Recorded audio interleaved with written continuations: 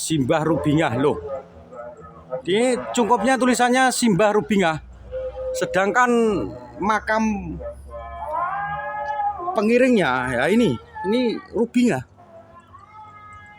Apa yang dimaksud? Maaf ya, Mbah Rubingah yang makamnya di depan ini. Terus yang di dalam ini siapa?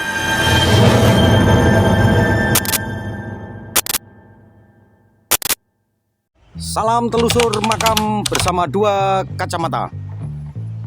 Sobat, saat ini kita berada di pinggir Jalan Pantura di wilayah Sarang, Kabupaten Rembang, Provinsi Jawa Tengah. Dan di belakang kita ini, sobat, nah, ada area pemakaman yang konon diceritakan ini adalah pemakaman tua, sobat. Memang pemakaman di sepanjang Jalan Pantura itu identik dengan makam yang sudah tua ya, sobat ya. Jadi era Hindia Belanda, kerja rodi saat itu makam ini sudah ada, sobat. Dan diceritakan juga bahwa sebagian dari para pekerja rodi yang karena kerasnya tekanan saat itu, ketika tidak tahan dan meninggal dunia, dimakamkan di sepanjang tepi jalan, pinggir jalan dari Jalan Pantura itu, sobat. Ayo kita tengok di makam ini ada yang menarik apa enggak. Harusnya kalau makam Pantura itu ya keren-keren, sobat. Selama ini yang kita ketahui seperti itu. Ayo mulai kita telusuri area pemakaman ini. Tuh depan nampak ya, ada makam yang ada payungnya, sobat. Jadi saya memang beberapa kali ya sering, ya nggak sering juga sih, beberapa kali melihat ada kuburan yang ada payungnya seperti ini, sobat. Nah, nggak tahu saya fungsinya apa. Yang jelas itu mungkin adalah budaya, kearifan lokal yang ada di masyarakat. Nah, di situ saya kok nampak ada yang beberapa nisan yang dari batu andesit, sobat.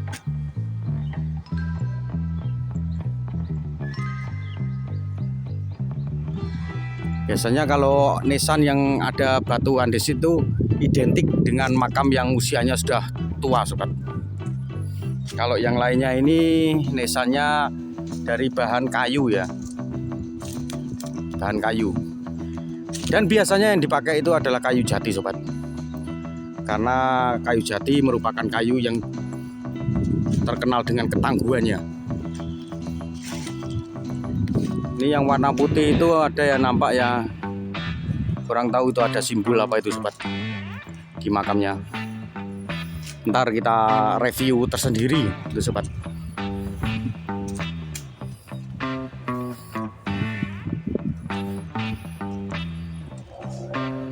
Nah, itu depan juga ada yang nisannya dari batu andesit ya.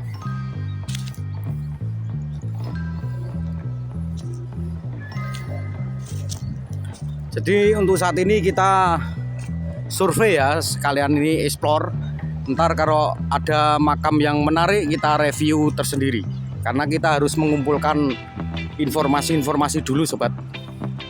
Ayo kita lanjutkan sampai ke penghujung makam.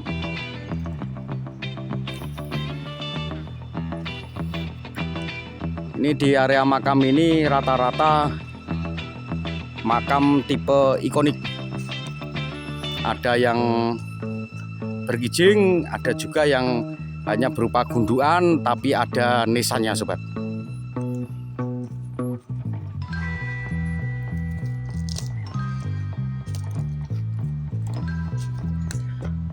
Ini nampak ya bahwa area pemakaman di tempat ini termasuk kategori terawat, sobat.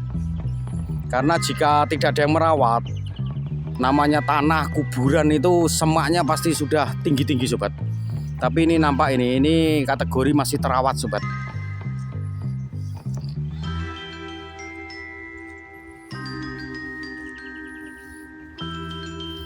Nah, ini adalah tanaman kamboja ya. Jadi area pemakaman tuh lumrah, wajar kalau ada tanaman kamboja seperti ini. Karena kamboja itu merupakan salah satu parfum alami yang ada di area pemakaman. Cuma untuk kembangnya ini belum pada bermekaran sobat. Biasanya kalau masuk area pemakaman tuh langsung tercium aroma kamboja. Tapi untuk saat ini kok belum tercium, ya mungkin karena belum pada berbunga. Ini nampak ada kursi kecil ya, alias dingklik sobat. Nah, itu mungkin dari penziarah ya, yang menziarahi tempat ini dan berdoa, makanya menyediakan dingklik seperti itu.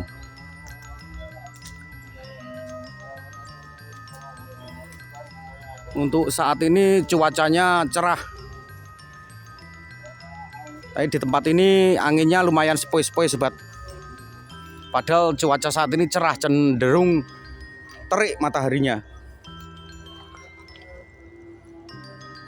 Nah, ini juga batu alam ya, batu andesit sobat.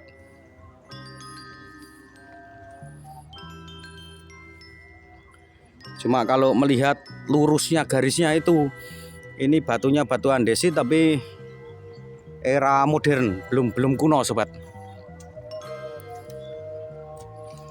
Nah, itu di depan ada yang berjungkup ya. Biasanya makam kalau berjungkup itu adalah seorang tokoh di tempat ini. Tokoh yang disakralkan. Nah, itu ada yang berkijing dari keramik tuh sobat. Keren.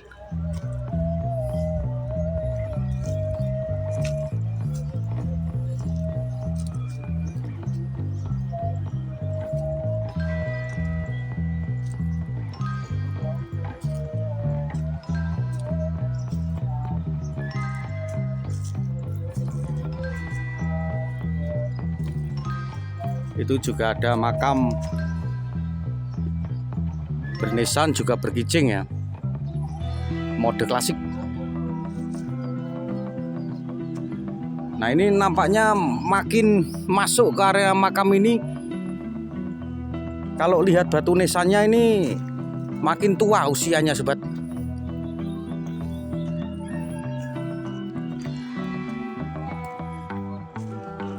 Iya, jadi menurut kami itu yang belakang ini yang duluan makamnya. Terus kemudian disusul dengan makam-makam yang lebih baru lagi, itu yang berada ke saat kita masuk tadi sobat. Ya, maksud kami itu yang ada di area pemakaman ini nampak yang paling belakang ini adalah usianya yang lebih tua sobat.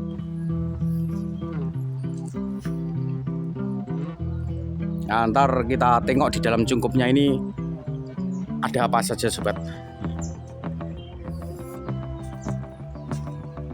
Nah, ini banyak ya nisan yang dari batu andesit.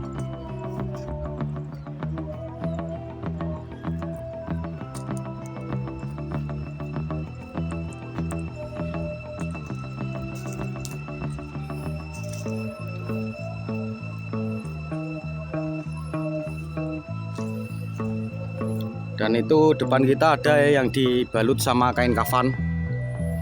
Biasanya kalau kuburan ada kain kafannya, nisannya ditutupi kain kafan, itu merupakan ciri-ciri dari seorang tokoh sobat.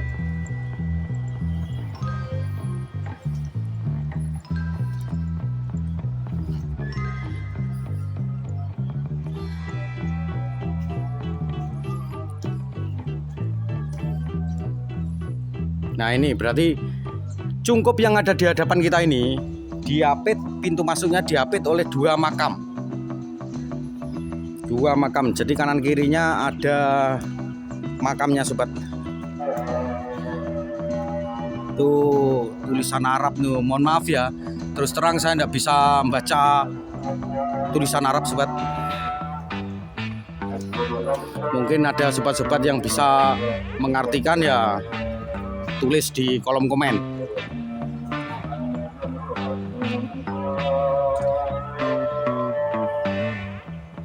Rubinya ini nampaknya nisan tua nih sobat, bentuknya melingkar gitu.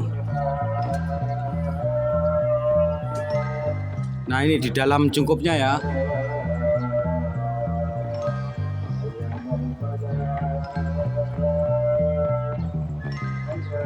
Oh ini merupakan makam wali sobat, Simbah Rubingah loh. Ini cungkupnya tulisannya Simbah Rubingah, sedangkan makam pengiringnya ya ini Rubingah. Apa yang dimaksud? Maaf ya, Mbah Rubingah yang makamnya di depan ini. Terus yang di dalam ini siapa? Apa mungkin ada persamaan nama ya?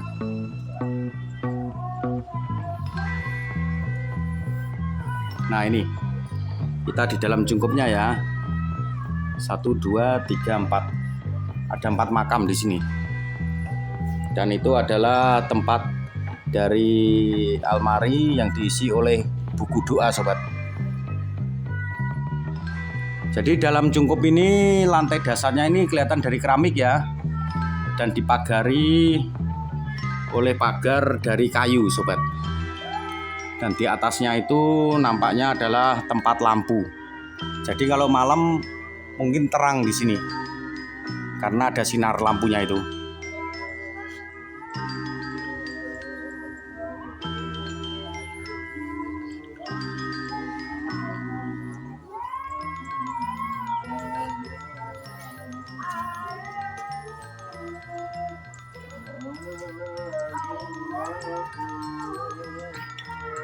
Baiklah sobat ya, ini adalah makam yang paling ujung sobat.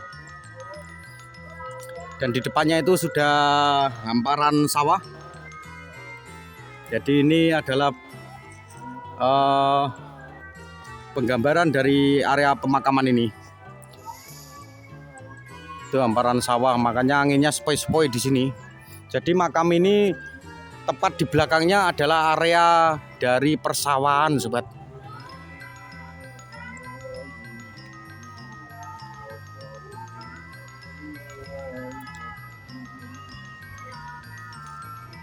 Jadi sobat ya, kalau kita melihat kuburan seperti saat ini, itu mengingatkan kita dengan kematian.